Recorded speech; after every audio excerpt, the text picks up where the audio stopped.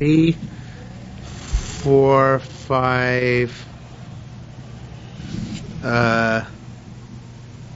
4 lines down. We said yesterday that the height of the height of the rakia of each sky is 500 mil. The mountaintop takes to walk 500 years, which corresponds to the three avos, right? How long they live. So now the Gemara says the just like between the land and the earth, and the sky is 500 years. So too we have a tradition that there are 7 heavens. So between each and every heaven there are 500 years. And the thickness of each heaven is 500 years as well. Now, it sounds from this, I have to tell you, like the dome, which we discussed yesterday, is also 500 years thickness, although but this is going to be a matter of contention later in the Gemara. But it sounds from this like the rakia is here specifically alluding to the dome. And this dome, if you think about it, would be, they would have understood that this is the dome which separates between the water which is me'al l'rakia and the water which is mitachas l'rakia and Berachos. Right, the water which is mitachas l'rakia is of course the water below the dome, and the water me'al l'rakia is the water which is above the dome. So now, how thick is the dome itself? So it sounds like they learned that the dome itself is 500 years thick. Amar Rabbi Bun, and Rabbi Bun said, how we know this is true? Because he rakia b'soch hamayim. Let there be a rakia, a firmament, a division within the water. Rakia b'tavech. Let the rakia be in the middle. Now, the way the Yerushalmi is learning in the middle means that the middle is the same size. It's like a sandwich. It's the same size as on either side of it. In other words, it's 500 years below the rakia, 500 years above the rakia, and the rakia itself is the tavech, which is the 500 years in the middle. Says the Gemara, Rav Amar, Rav said, we are the fifth to last narrow line. Rav Amar lachim ayu hashamayim. The heavens were moist. In other words, they were they were soft is a better word. Bayom Rishon, uvayom Sheni Korshu. This whole arrangement with the waters under the dome and the waters above the dome was all moist. It wasn't yet set firmly on the first day of creation. The second day became firm. Rav continued to say, Yirakia. When Hashem said, "Let there be a rakia," the word "Yehi" has many connotations. It means Yechazek rakia, let the rakia become stronger. Yikarish rakia, let it become solid. Yigali rakia, let it have a surface to it. Yimatach rakia, let the rakia have a stretch. In other words, let it arch over the heavens. So this is all this is implied in the word Yehi. They can give me 2 major pages here. Oh, we'll find out. All this implied in the word Yehi rakia means that let the rakia be made in its full and complete sense. So Rav Yehuda ben Pazi says another interpretation here. Yesekmi matlis harakia. The rakia is like a tent. A matlis is literally a piece of cloth, but here means a cloth which forms a tent. And again, the rakia is the dome, and the dome is like a tent over the earth. So we say, let the rakia be a matlis. Hech mat Omar, as we know, how do we know the rakia has to do with a tent or with an awning? Because it says Vayarakuas Pachezov when they were making the gold thread from the Mishkan, so they hammered out thin layers of gold. So we see that a thin sheet of something is called a rakia of that substance. So too, the heavens are a thin sheet, a very tautly stretched tent over the earth. Now, before it said, a couple lines before, it said that the rakia was 500 years walk thick. Obviously, if you're going to say it's like a tent, which is pitched and is like a piece of material which is very, very thin, then this statement, the Gemara is arguing the previous statement, and it does not ascribe much thickness to the tent. So here we say Take, Tani B'Shem Rabbi Yeshua, they said the name Rabbi Yeshua on the first wide line now. Ovil Sharakia, the width of the Rakia is Kishtei Tzbayim, it's only 2 etzbos wide. Right? As opposed to 500 years thick, it's 2 etzbos thick. A big difference, right? Milsi Rabbi Chanina, Pligay. The statement made by Rabbi Chanina, however, argues on this. Dam Rabbi Achab B'Shem Rabbi Chanina, Rabbi Achab said, name Rabbi Chanina, Tarkia imo. Fly up with him. You know, the Israeli internal airline is called Arkia, right? Because Arkia means I will fly up to the heavens, right? So Tarkia imo, fly up with him, Lishchakim Chazakim, to strong heavens, Kir'im Mutzak, like a strongly poured mirror. Tarkia, so this part which talks about the Tarkia and says it's very strong. Mulame Chemasuin Katas, on the one hand we see that it's like a thin sheet. But Yochel Shein Abriim, would I say that it's not so strong? In other words, it's only to its bows thickness, very, very thin, which obviously would make it very, very soft. Tamulomar Chazakim. So that's why it says that they're very strong, which implies that there's a greater thickness. So although it's a sheet, the dome is a sheet over the world, it's a very thick sheet. Yochel Shein Nisrapim, can it become weaker? In other words, can the sky fall down? What is it? I translate before like a mirror, but I think it more appropriately means it's something which you view as being very solid. Each and every moment, the heavens seem very, very solid. Rabbi Yochanan and Rabbi Shimon and Rish Lakish discussed this idea further. Rabbi Yochanan, customarily in the world, when a person draws a tent, he sets up a tent, Aidei shows Rafa. He does it in a very ad hoc fashion. Shows Rafa means a soft stay. It means it's temporary, and therefore he puts it up in a very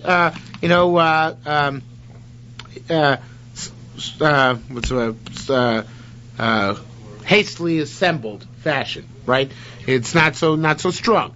However, when Hashem put up the heavens, He stretched them out like a tent under which one lives.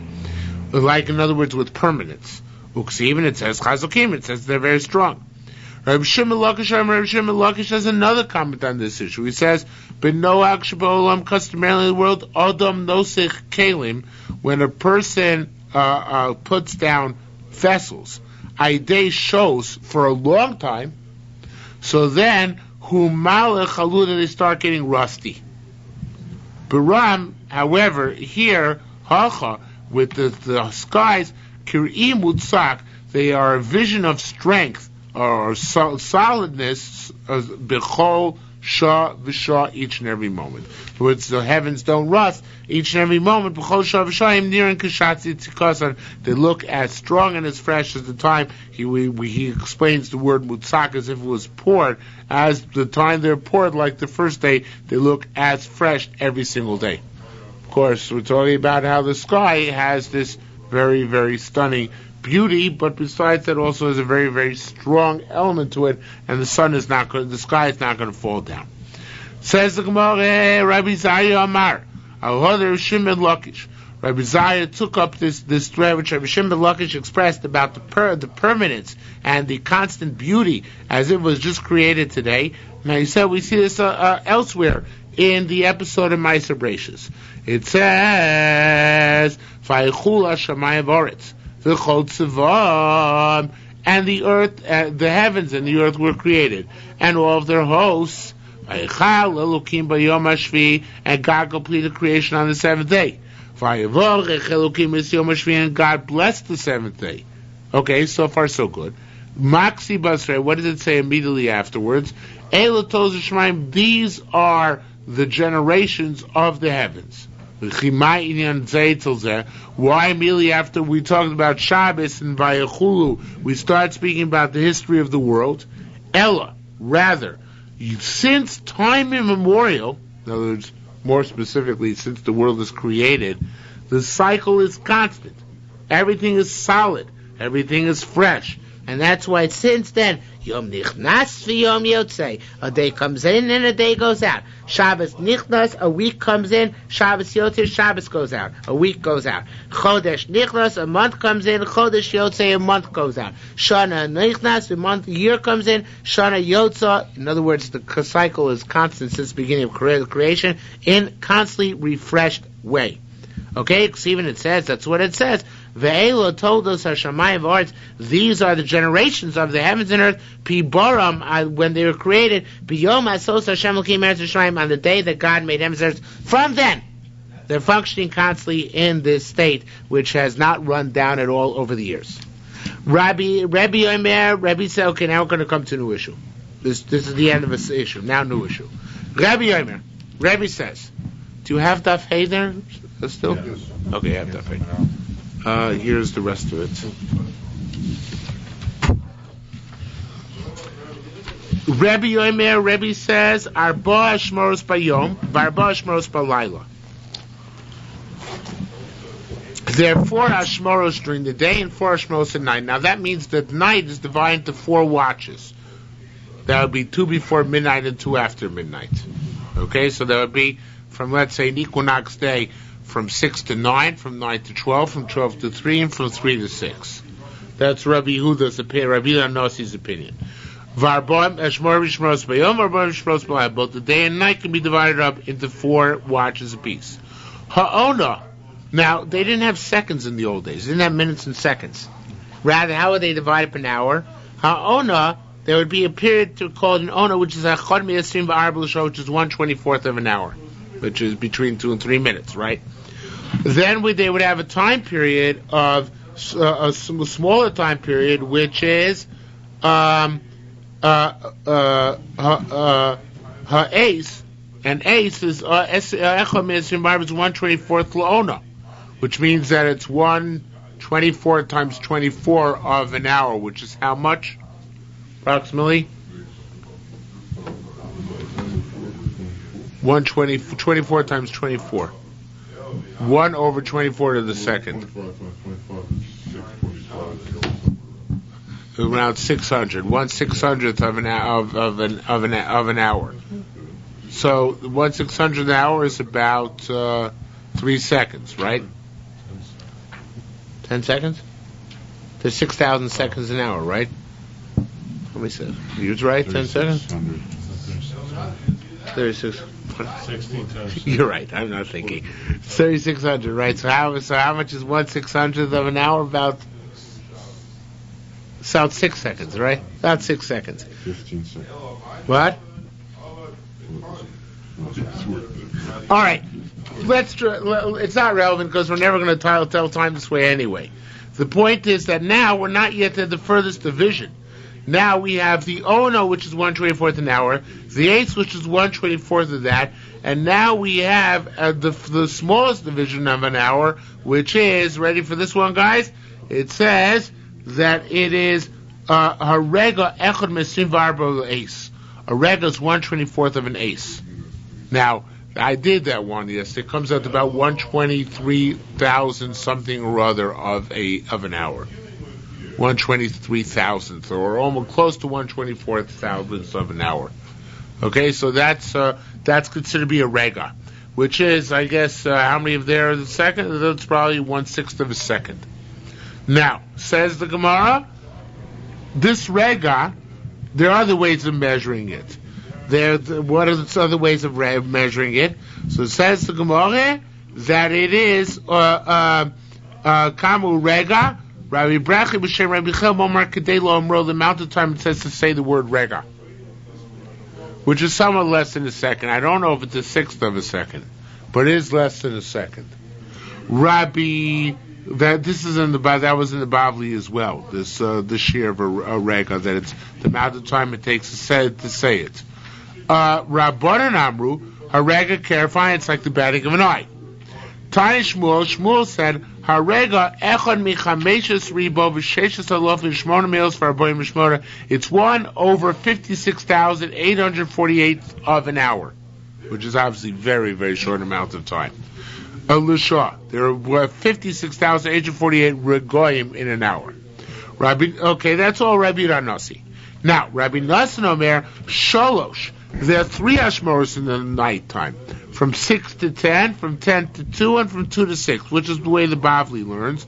Well, the Bavli brings us Machlokas as well. Rabbi Zrikon Rabbi Ami. Rabbi Zrikon Rabbi Ami had a discussion about this. In the name of Rabbi Shimon Lakish, they said, time of the Rebbe, what's the logic of Rebbe? It says that David got up in the middle of the night to learn Torah. And it says by David, my eyes arose before 2 watches. So that means that if he got up in the middle of the night of Chatzos, and there are 2 watches after he gets up, so how many watches must there be before he gets up? Also 2. He got up at midnight. So there must be 4 watches in the night. That's the logic of Rebbe. Rabbi Chizkiah Amar Rabbi Zrika. Rabbi Chizkiah, Rabbi Zrika, and Rabbi Ba. These 2, again, Rabbi Chizkiah is one, the name Rabbi Zrika, one opinion. Rabbi Ba is another opinion. Chad Amar at the time of the Rebbe, one of them expressed the logic of Rebbe. Charina Amar, and the other one expressed the logic, Tamei Rabbi Nassan, the logic of Rabbi Nassan. Manda Mar, time of the Rebbe, he wanted to express the logic of Rebbe, said Chatzos Laila. Like we said before, David gets up Chatzos Laila in the middle of the night, and he says, I still have 2 watches in front of me when I'm going to sit and learn.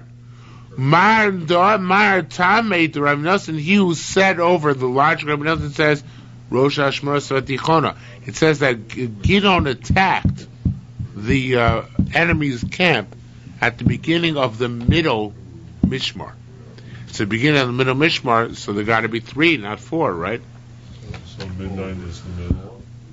No, from 10 to 12. He's going to learn to divide them. According to Rebbe, they divided 6 to 9, 9 to 12, 12 to 3, and 3 to 6. According to Rabbi Nassan, they're going to be divided 6 to 10, 10 to 2, and 2 to 6. Okay? So it says the Gemara, Ma'amakaim Rabbi Nassan, what does Rabbi Nassan do? Literally, how does he sustain? Time of the Rebbe, the logic of Rebbe. Chatzos Laila, so the truth is, I keep on making this mistake because I'm so used to the Bavli. But in Yerushalmi, the word timer doesn't mean logic. You know what it means? Pasuk. So what does he do? Ma'amakaim Rebbe, time of Rabbi Nassan means, what does Rebbe do with the Pasuk of Rabbi Nassan? And vice versa. Generally, when the Gemara Yerushalmi asks my timer, it's not asking what's the logic like the Bavli does, but it's asking what's the pasuk from which this issue is derived. Okay, so here again we're saying my time, my Mekayim Rabbi Nassan time of the Rebbe. What does Rabbi Nassan do with the logic of with the pasuk of Rebbe? What does he do with the pasuk of Rebbe? Chatzos Laila. So I tell you why. He says, Chatzos Laila, this is a very interesting answer. The Bavli says that Rabbi Nassan says about Rebbe's pasuk, that David got up in the middle of the second Mishmar, so he had half of the second Mishmar left, and the whole last Mishmar. So he said, Kodmo Enai Mishmaros, meaning not 2 whole Mishmaros, but parts of 2 Mishmaros were left in the night. That's how the Bavli answers. However, he gives a fascinating answer. He says, sometimes David got up early, and sometimes David got up late. By the way, we don't know when David went to sleep. But sometimes he got up at 10 p.m., and sometimes he got up at midnight. What was the difference? So he says, sometimes he got up in the middle of the night, and sometimes he got up at the end of the first Mishmar, so he had 2 Mishmars instead of it, in front of him. Ha-Beis Etzad. Which is like the Bible saying, how does that work? When David used to go to a state dinner, he used to have a king's feast, so then, Chatzos Laila, he used to go to sleep later, so you can only get up at midnight.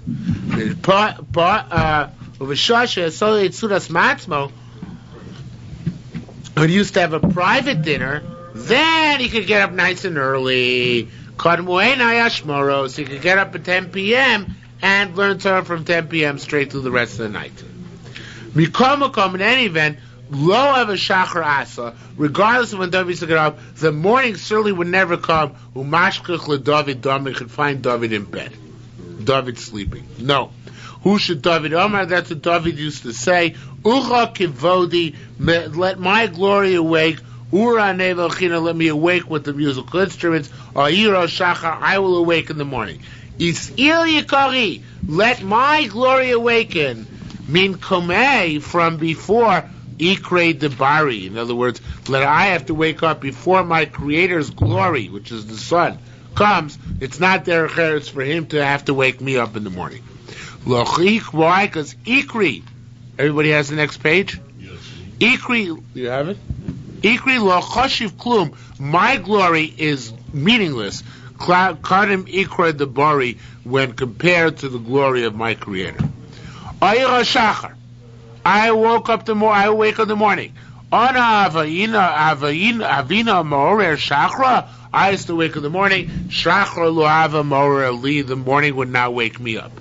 Now, fascinating conversation we have here. Again, this is not in the Bavli. Vayitza mekachgo. David Melch Yitzhar was tried to seduce him to sleep later.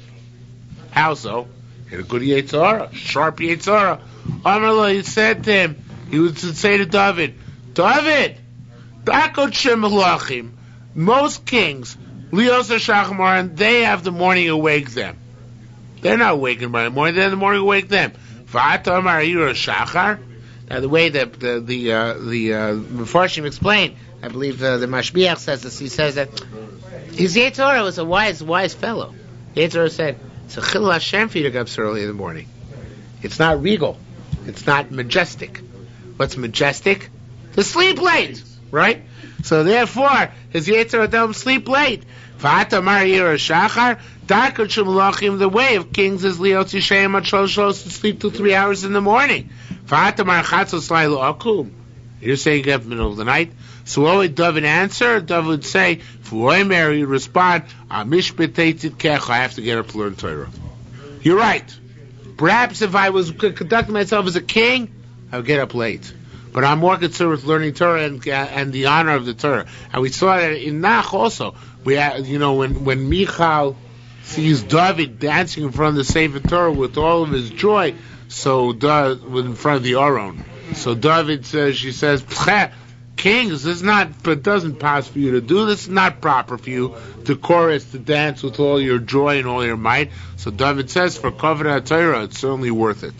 So here too, David says, it might not be regal, it might not be majestic, but this is how we learn Torah. Not only that, David would set a personal example, obviously. Umaya David, I said, what would David do? Reb Pinchas b'shem Reb Elazar Reb Menachem. Reb Pinchas would say, name Reb Elazar Menachem. Hayanoitel nevel v'chinor. He would take his musical instruments, v'nosim shoisov, and put them by its head. And he would rise at midnight, umenagin bohem, and he would make music with them. So he didn't call the police in the old days. But he would make music shishmu chavrei Torah, in order that his chavrei Torah, fellow Talmidei Chachamim, would hear him playing music and saying Tehillim. Umar you chavrei Torah. What then would his friends say? Umayim David HaMelech I say b'Torah. If David gets up to rise to learn Torah, Anu, we, Alachas Kama, how much more so do we have to do so? Rabbi Levi. Rabbi Levi said, Kino Hayatoli Keneged Chalonaisav Shel David. There was a harp dangling opposite, and this brought down the Bavli as well, opposite the windows of David. And the northern wind would come in the night, and it would play on the strings of the harp. And the harp would act like an alarm clock, and it would make him up. It would make music on its own. Okay, all this is Rebbe Nazan dealing with the pasuk of Rebbe. Ma'amakayim Rebbe time of the Rabbi Nosson. What does Rebbe do with the pasuk of Rabbi Nosson, which said Rosh? Did I skip? Oh, sorry, I skipped. You're right. That's what which it says. It says when the menagain would do nigunim. In other words, kenagain bimenagain ksiv. It doesn't say like somebody, a musical player playing on his instrument. El kenagain amnagain, when the musical instrument would play on its own. Hakinori amnagain meilov, the musical instrument, the harp would play on its own. Ma'amakayim Rebbe time of the Rabbi Nosson. What does Rebbe do with the logic with the pasuk? What does Rebbe do with the pasuk of Rabbi Nosson? Rabbi Nosson said, "Attack a good pasuk." Rosh Hashmona Asatichayna, the beginning of the second watch, which sounds like there are 3 watches in the night. The beginning of the middle watch, which sounds like there are 3 watches in the night. My Rabbi Huna, so Rabbi Huna said, and we're not going to like Rabbi Yuna's answer. The Yerushalmi is going to shoot it down. Rabbi Yuna wanted to say, Sofa Shoshniya v'Rosh Shosh. When they're going to attack, at the end of the second, which is beginning of the third, in other words, at midnight, because then, Hey Mesachnos is Halayla. These 2 Mishmaros, the second and the third, they put the middle of the night in the middle. So Rosh Hashmona Satichona, according to this interpretation, means at the beginning of the Mishmaros, or at the head of the Mishmaros, I should say, which divide up the night. Now this is difficult, because the Yerushalmi immediately asks if that's what it would have meant to say. It should have said Rosh Hashmores Hatichona, but it should have said Rosh Hashmoros Hatichonos. Right? It should have said at the beginning of the middle one. It should have said at the height of the 2 middle ones. So how can you say that Tichona means the 2 middle ones? Then it should have written the pasuk at the very least in plural, and it didn't. So says the Gemara. That's what the Gemara says. Rabbi Mana of Yos. Yos means, is that nice? Is that good? Like the word yoeh, kilo noeh, kilo yoeh. Is that right? Is that a good shot? Mixi tichonos. Does it say that there are 2 mishmaros which together comprise the middle of the night? Lo tichona, lo tichon, lo. Obviously not. So that's not a good answer. Rather, tichona kadmesa lo mischashva. Well, sorry, I punctuated that wrong. Scratch that a minute. Mixi tichon tichonos lo tichona. It only says tichona, singular. That's part of his refutation. Now he says his own answer. And this is a very cute answer. He says, really, Rebbe says there are 4 mishmaros in the night. It says that the Gideon attacked at the beginning of the middle mishmar. Says Rebbe, we don't count the first one. You know why I don't count the first one? Because while the Ad Kedon Brios Eirin, the first mishmar goes from 6 to 9. Till 9 o'clock, people are still awake. So when we talk about watches, we mean really the watches when people are asleep. When are the people asleep? The last 3 watches. So therefore, when it says Rosh Hashmona Satichona, it means it says the middle watch, because then as far as watching a camp and encampment, we don't take into account the first watch. We only start the whole cheshbon from the second watch when people are already starting to sleep. Okay? Says new sugya. Rabbi Yasi b'shem Rabbi Yochanan. Rabbi Yasi Yasa. Oh, sorry. Pisca. The Pisca is like, let's begin a new issue. Only read till Chatzos. Rabbi Yasi b'shem Rabbi Yochanan says, Halo Chacham you can only read Shema till Chatzos, till midnight. Rabbi Yasa mifakid l'chavraya. Rabbi Yasa used to give directives to the Talmidei Chachamim. In Ba'isu misaskin be'oraisa, if you want to learn Torah through the night, atun kriya in Ba'isu misaskin b'Torah atun. If you guys want to learn Torah through the night, atun is atem. You people, kriya shema koydem chatzos. Say kriya shema before midnight. Misaskin and then learn the Torah. Because Kriya Shema has to be said before Chatzos. Now, from this we can derive two things, says the Yerushalmi. Mil Samra is like in the Bavli we have Shema Mino. This is we can derive from this that he holds that you have to say Shema before Chatzos. Mil Samra, we can also derive from this She'amar Dvorim Achar Emes V'Yatziv. It's a fascinating thing the Gemara is saying here. They used to daven Shemona Esrei, and you really can't know this without the Meforshim. They used to daven Shemona Esrei before Shema. There's a sheet like that even in the Bavli, that Tfilos are be'emtza. The Shemona Esreis come in the middle between the Shmas. The Shmas are on the outside, and the Shemona Esreis are in the inside. That means that in the morning you say Shema before Shemona Esrei, and at night you say Shemona Esrei before Shema.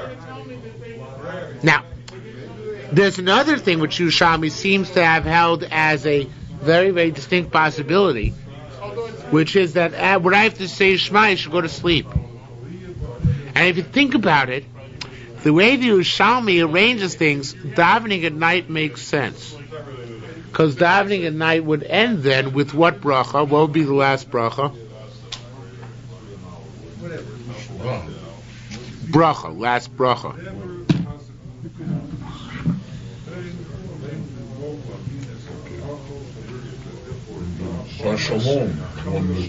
How does that begin? Well, how does it begin? No, how does the bracha begin? Hashkivenu. Do you understand? That makes sense? Because that would be the last thing one would say at night. Right?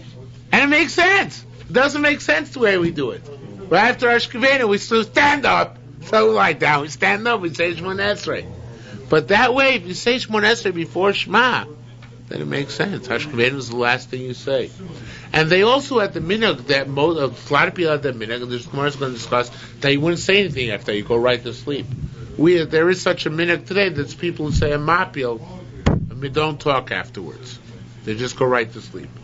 So here the Yerushalmi says, if he told them they could learn afterwards, it must be that he held that even after Emes V'Yatziv, and they used to say Emes V'Yatziv at night. Now, we say what at night? Emes V'Emuna. They said Emes V'Yatziv. But they held that even after Emes V'Yatziv, you can still talk. So that's the two things we hear from here. First of all, we hear from here, Bil Samra Shalocha Chachamim, that he holds that Shema has to be said before Chatzos. Mil Saro, we also hear from here, Sha'amar Dvorim Achar Emes V'Yatziv, you're allowed to talk after Emes V'Yatziv. Why? Because they would continue learning after Emes V'Yatziv. Tani, we learned, HaKodesh Ma'abeis HaKnesset B'Shachar, Yotzei Dechovoso. It's a fascinating brisa. To the best of my recollection, it doesn't appear in the Yerushalmi, in the Bavli. But it says, if you read Shema in the morning, in shul, that's okay. If you read Shema at night in shul, lo yatzei dechovaso. You didn't fulfill the chiyuv of Shema. Ma ben hakori b'shachos, ma ben hakori ben arvis. What's the logic that there's to say that there's a difference between reading the morning where you can read it in shul and reading out where you can't read it in shul? I'll tell you, Rav. When Rav Yosef matam, and here tam means logic.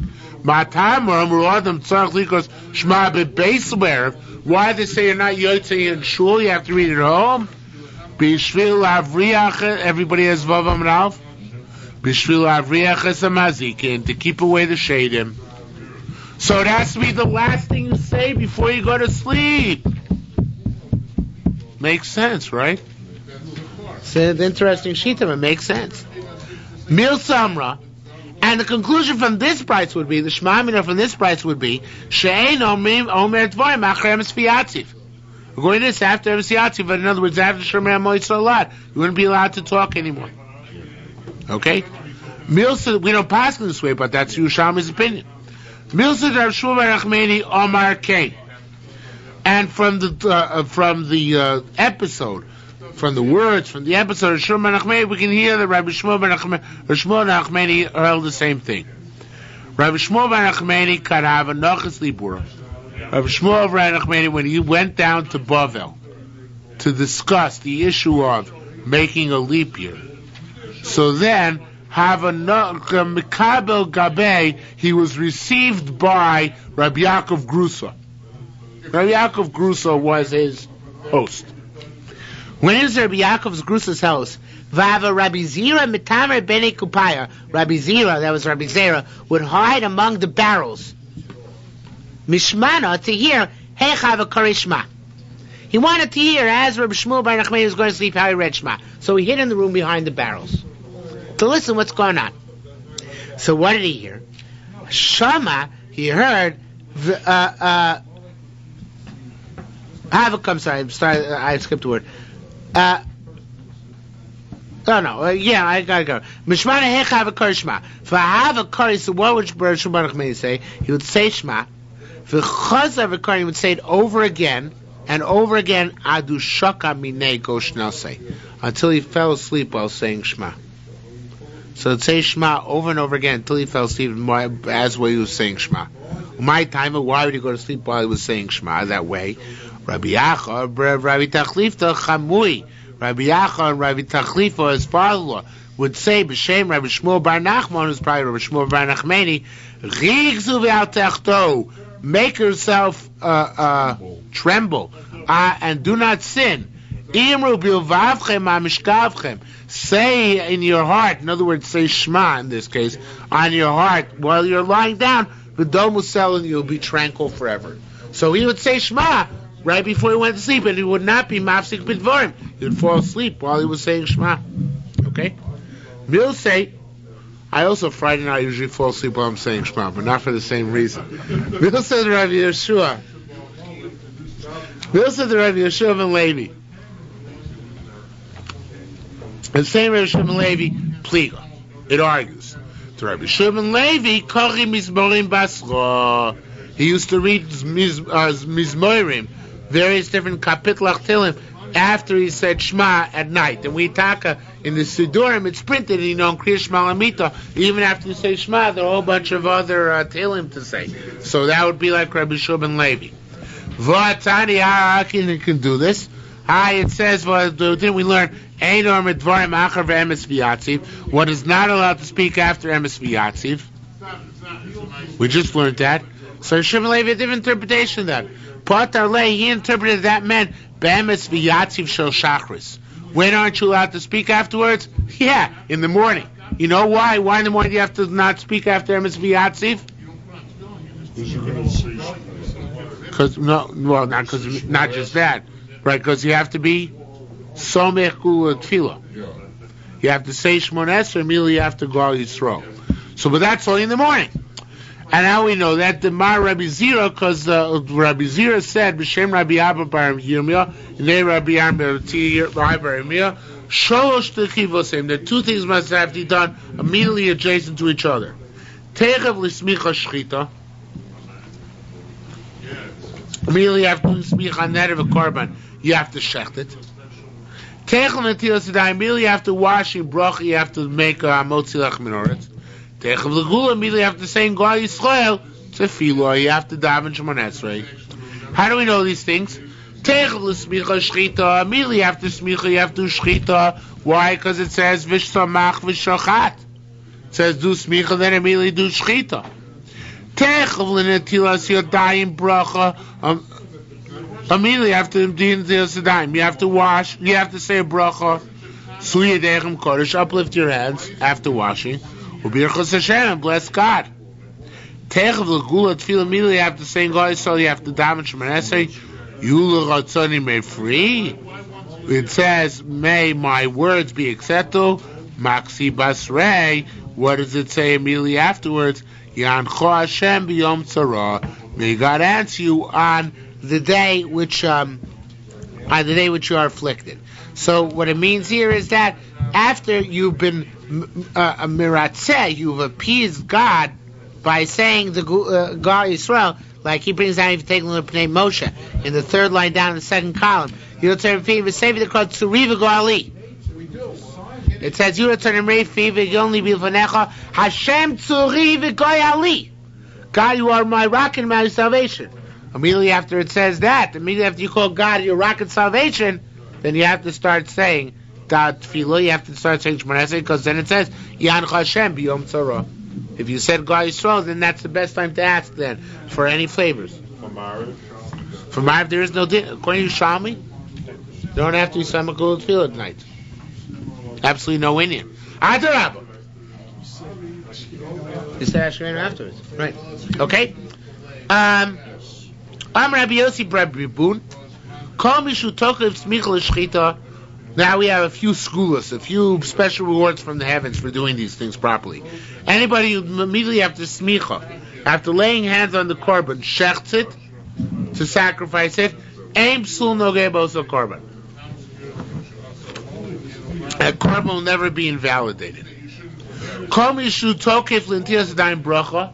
Anybody immediately after he does washes says the bracha, ein ha-satan mekachik was the satan will not afflict him in that meal. He won't have any problems with eating, not l'shem shamayim.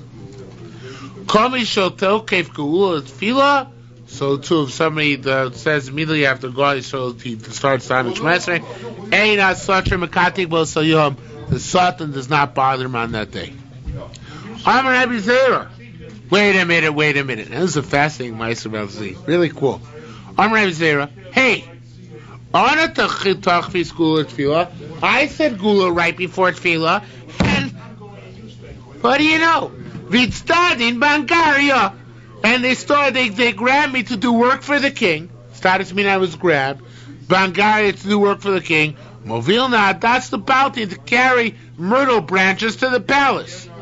What happened to the promise that nothing's going to happen to me?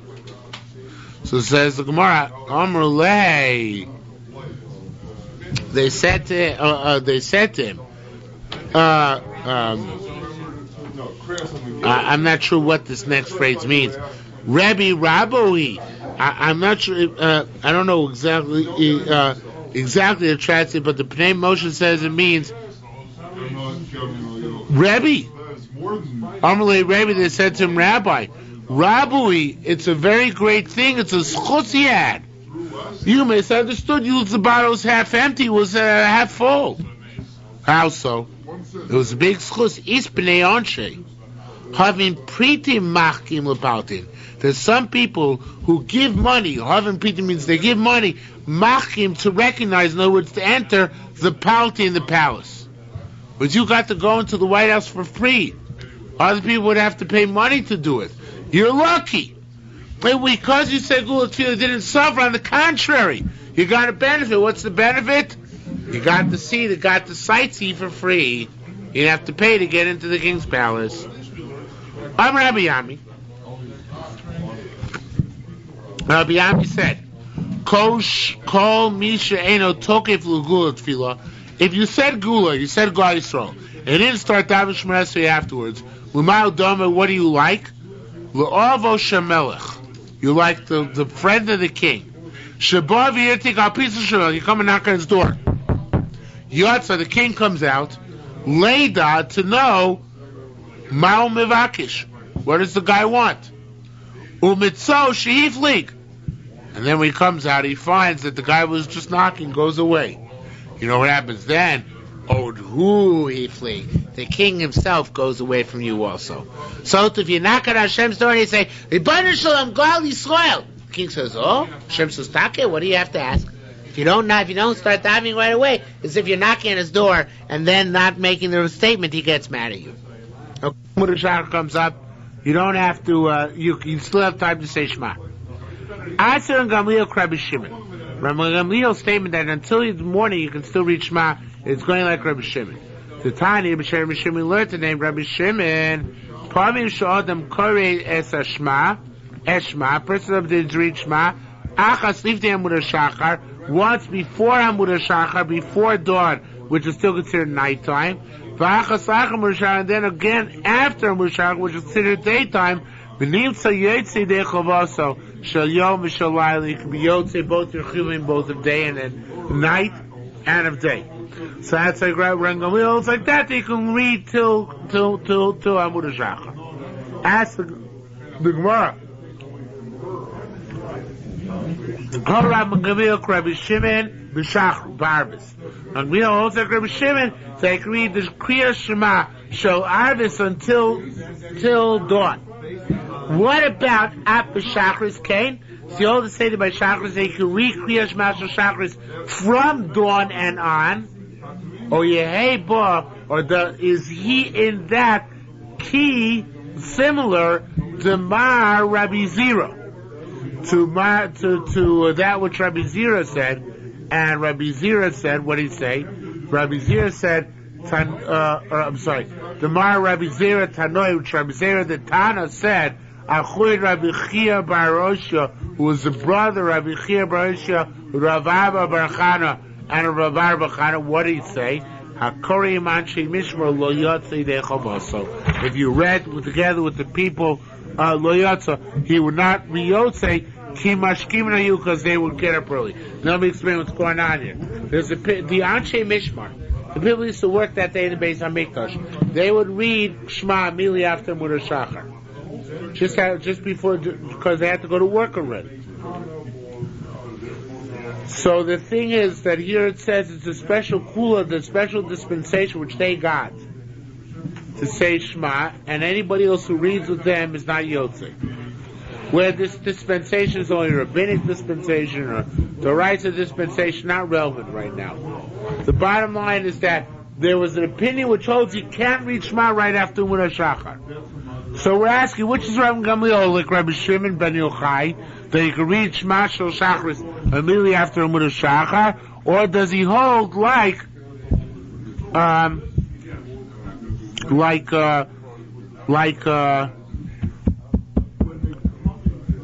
Rabbi Zira, that you have to wait until somewhat later, till which time the next mission is going to discuss. Okay, and we don't know. It's left as an open question. We don't know if you can be Yotze Kriya Shema Shel Shachris immediately after Amud Shachar or not. New issue. Piska. A new passage. Maisa Shabo Bnei Bonav. It says that a Maisa happened that the Church of Gamliel came home after midnight and he said he should read Shema anyway. Ask Gemara of Rabbi Gamliel, does Rabbi Gamliel argue in the rabbis? Saying follow his own opinion? How could this be? Where you argue in the rabbis, even if you have a good logic, you're not allowed to follow your own opinion. Where do you see that? For Rabbi Meir, Rabbi Meir argued on the rabbis in a certain matter, but he wouldn't even follow his own opinion. For Rabbi Akiva, Rabbi Akiva argued on the Rabbanan, who wouldn't follow his own opinion. Where do we see these cases? V'hain, and where? Ashkelon do we find the Rabbi Meir Polig Rabbanan, the Rabbi Meir arguing the rabbis, and did not follow his own opinion. I'll find you a case. The Tanya we learned.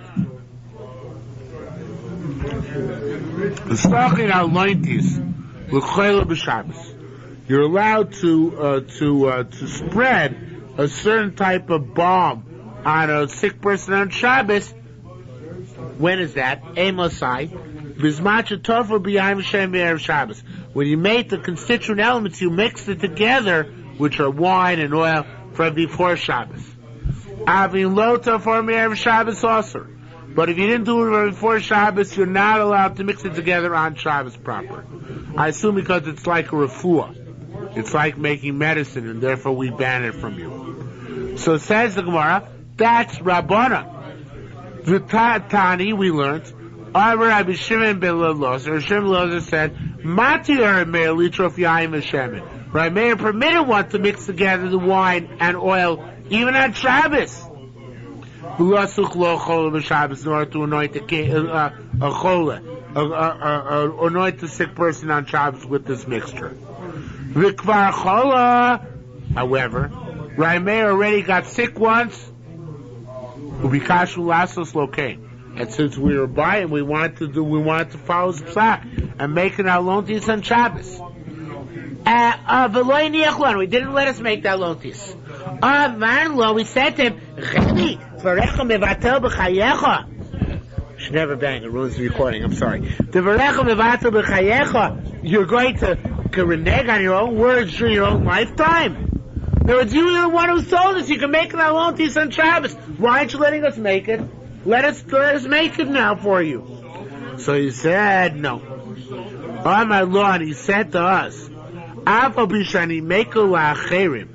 though for other people I'm mekel, if somebody came and asked me the shayla, this is the very interesting logic he has here. For other people I'm willing to be mekel. And say, argue in Rabbanan, you can rely on me. But for myself, I have to be machmir. Probably because it shouldn't look that he has a vested interest in passing against Rabbanan. This way he has no vested interest because he himself is machmir anyway. That's why I respect them and follow their opinion, and I don't make alontis for myself on Shabbos. Anuk is the other case, Rabbi Akiva. Fein Ashko, where we find Rabbi Akiva, Polig Rabbanan, he argues on the Rabbanan V'luav and Uvda Kavose, but he doesn't paskin like his opinion. Kai, like the following case. It's not the Tanina Tam we learned there in a Mishnah. If you have a spinal column from one dead body and a skull from another dead body, or a vis dam or a measure of blood, which came from two dead bodies, or a measure of bones, which they had some Mishneh Mason, and two dead bodies, or even a mace of flesh of a dead meat from two different dead bodies, or even a limb which comes to two live people. In all these cases, Rabbi Akiva says the amount of people comes from makes no difference. The Chachamim say no. It all has to come from one person. It has to be a full shiur from one person in order to be Matamei Tmei Meis.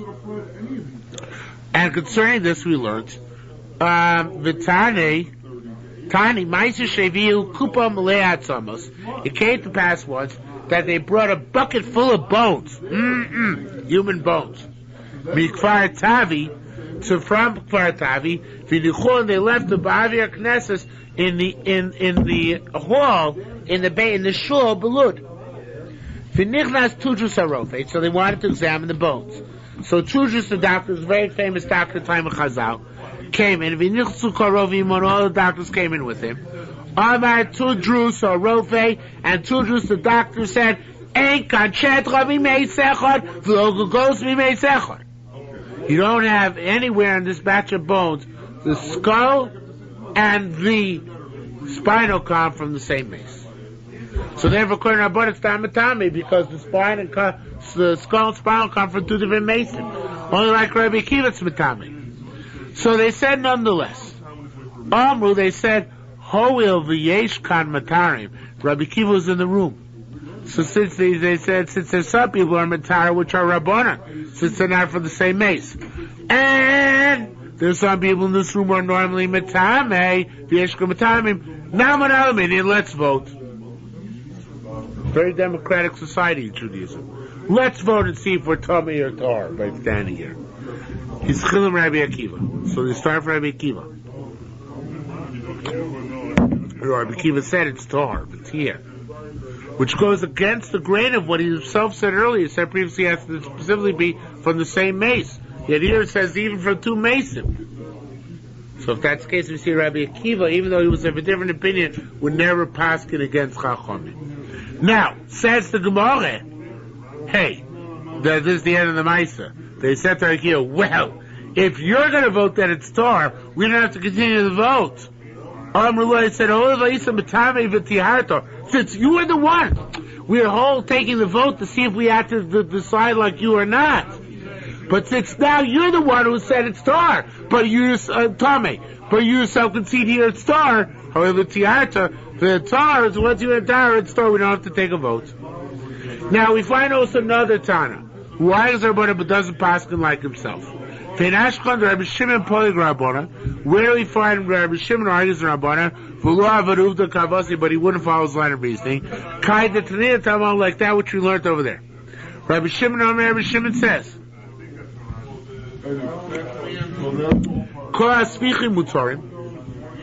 everything which goes wild during Shemitah is permitted, except for wild cabbage. You know why? Berachos said there's nothing like it else like it in the field. Now by that Chazal meant, according to the Pnei Moshe's interpretation here, any other field, we're afraid if we let you use stuff which grows wild during Shemitah, Rabbanan are afraid you're going to come plant it intentionally and say, oh, I don't know what got there's wild stuff. So it says, so according to Rabbi Shimon, they didn't ask for any svichim except for cabbage. Why cabbage? Because cabbage people can plant repetitiously in their backyard and say, oh, I don't know, it was just got there by accident. Because cabbage is unique in that it's not usually cultivated en masse. Individual cabbage plants are cultivated. So therefore, if we allowed you to use cabbage growth during Shemitah, it might lead to all sorts of abuses, and you might start planting and claim that you never planted. Okay? So therefore, cabbage is different. But all other sfichim, everything else which goes through Shemitah is mutter. However, there's a meridik chumrah, tremendous chumrah, which we still in Machar Rizman say. Anything which grows wild during Shemitah, we're not allowed to eat. All sfichim are also. Has to be stuff dafka which grew during the 6th year, or came from chutzlaretz. Not stuff which grew wild during the 7th year. There are certain terms, but generally speaking, that's the scenario. Says the Gemara, how we know Shimon didn't abide by his psak? Shimon Yochai Avar Uvda b'Shmitza. A certain ma'aser happened to Shimon Yochai in Shemitah. Chama Chad Malakit Tzvichei Shvius. He saw a certain individual collecting that which grew out wild in the field during Shemitah. Amar Lei. So he said to his farmer, V'leis Aser, don't you know it's Aser? Because V'la Svichanin aren't they Svichin? Amrulei, so these farmers, they were farmers. They said to him, V'lo atu shat matir, aren't you one? You said it's okay. You said Svichin are okay. So says no. Amarlei, Shimachai said back, Vein Chavei Chokin alai. Maybe I held this mutter, but don't my friends argue me? And Yochid v'Rabim, I lochik Rabim. If more of my friends are rabbi on me, you argue on me, I have to pass it like them. But he's not being makel for a chayrin. Excuse me? He's not being makel for a chayrin. He's being mach for a chayrin, that's right. The Kari Alove, he said about this farmer, you're a chutzpah fellow. Poretz Geder, you breaks breaches in the wall, Yishcheru Nachash may be bitten by a snake, and of course this is Rav Shimon Chai giving in this bracha, so it was fulfilled. The Chayin Hava Slay, he got bitten by a snake and he died happily ever after. However, even though all these cases, we see rabbis who are Rabbana, but they're not passing against Rabbana, Rabbi Gamliel Polig Rabbana, Vavidu the Kavose. Literally, Rabbana, he passes like himself. How could this be? You should have to be subordinate himself to the rabbis. So no, Shani Achir is different. Shaul Shinu. Rabbi Gamliel could say to you, what difference does it make? Say it anyway. If it's not the mitzvah, you're learning. Even Rabbanan holds it's good to learn Torah, right? So if you're not yet to Krishma, so it'll count as learning Torah. So therefore, he's not going against Rabbanan. Say even Rabbanan would agree you don't lose anything by reading Shema now, because the worst comes to worst, all this is learning Torah. Me'ata, if that's the case, ask Gemara. So if that's the case, if we're saying that it's learning the Torah, so let's learn the Torah even after Amud HaShachar. Why do they have to stop saying Shema at Amud HaShachar? Let him say after Amud HaShachar also. It's not the right time for Kriyash Mashal Arvis. So what? They'll get reward for learning Torah. Says Murph East the boy Maymar. As therefore someone to give a different answer. Oh, sorry. Whoops.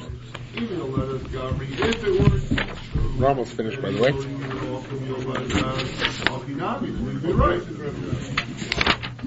Rather, they still need to they still actually learn These by Maimar, some gave a different answer, which is a very, very a more lumdish answer. They said, "Tam are you chaim l'kaim divrei chachamim?" There, Rabbi Akiva could just be machmir and say, well, Rabbi Akiva could just say, just accept the rabbi's words. They would become out of kula. Say, okay, say it's Torah. Over there, Rabbi Shimon could accept the words of Chachamim. Rabbi Meir could accept the words of Chachamim and say, okay, don't do thou alone this. Here, Rabbi Shimon could accept the word of Chachamim and say, okay, don't harvest spichim. But Rama here, however, hachakra over chatzos.